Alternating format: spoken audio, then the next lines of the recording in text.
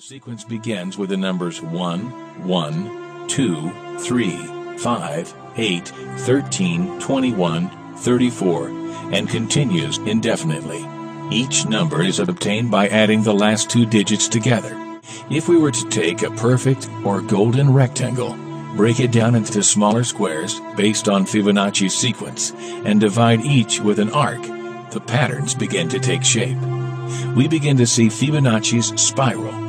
The spiral in and of itself is insignificant. Its importance is revealed in where we find it. Take, for example, the sunflower.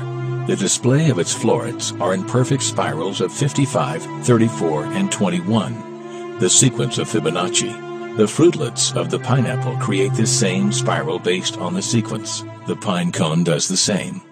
As currents move through the ocean and the tide rolls onto the shore, the waves that bring in the tide curve into a spiral that can be mathematically diagrammed onto a plot at the points 1, 1, 2, 3, 5, 8, 13, 21, 34, and 55.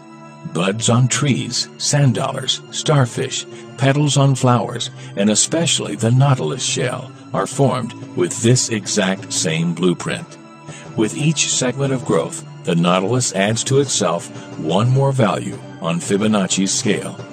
This blueprint can be seen around us on a small scale every day, but the greatest example of all is directly above our heads.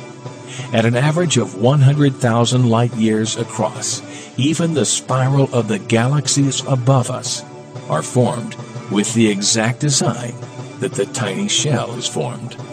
This sequence or blueprint appears to be the trademark of a designer.